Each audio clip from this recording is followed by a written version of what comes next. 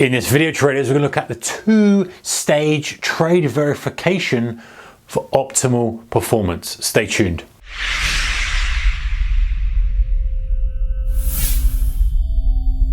Hey guys, warm welcome to you. All right, so this works extremely well. It's a two-stage trade verification process to give you optimal performance. Number one, it reduces you getting into those trades that you know you shouldn't be in, the ones that you look back on and go, why did I even trade that? It eliminates that, or it helps to eliminate that. And number two, it makes sure you're in and aligned with the very, very best trades. It can't guarantee anything, but it's a great, great method and a great way of starting things. So the way that I split my trades up is I split them up, or the way that the verification process, if you like, the two steps, is the first step is the filter, okay, and the second step is the trigger.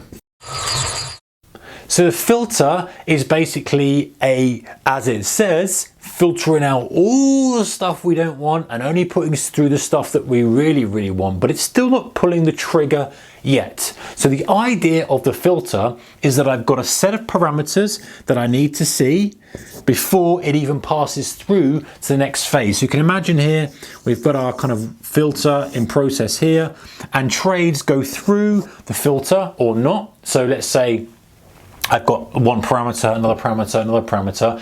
If it ticks those boxes, then it passes that and it then goes through into the trigger process. If for whatever reason it doesn't pass one of these filtering criteria, it won't make it through. And these are all aligned with what I know is going to give me optimal performance.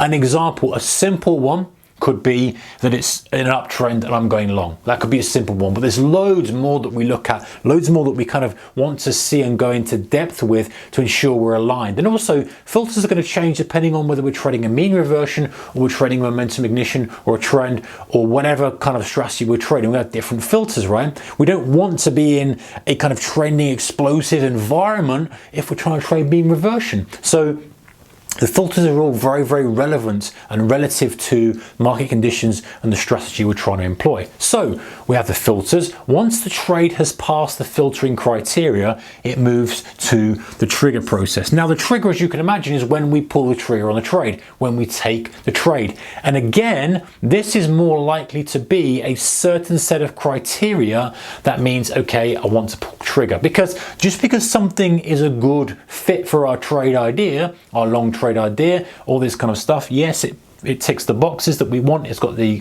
kind of parameters we need, and it's passed through. So it doesn't mean it's a great trade. We could buy something and it pulls back kind of massively and it's going to be an awful trade for us. So the trigger is waiting for the sweet spot. You've got a trade that's gone through the filtering process, it's primed, it's ready. The trigger is going to be a certain set of price action patterns, candlestick patterns, something on the chart that says, right, you've got this, you've got this, you've got this. Now when you see this, you can take the trade because number one, your stop is quantified. This trigger will allow you to align with the stop. So it's a specific pattern or whatever it may be, and it basically gives you a good obvious place for your stop.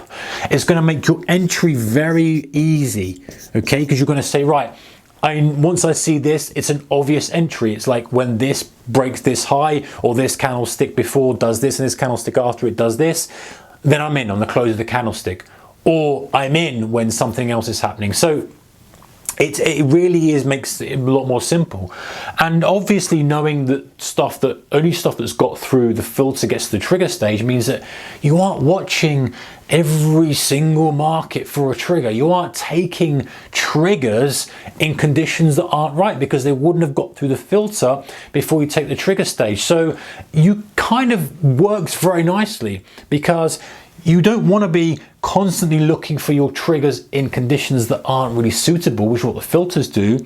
And then you don't really want to be, looking at and using a filter on its own without then saying, well, I need to fine tune the entry. The filter may be fine, but it's still not a trade yet. It's got to have the two-stage process. So there you go, guys. That's the two-stage trade verification that I like to use for optimal performance. Take care. Bye-bye.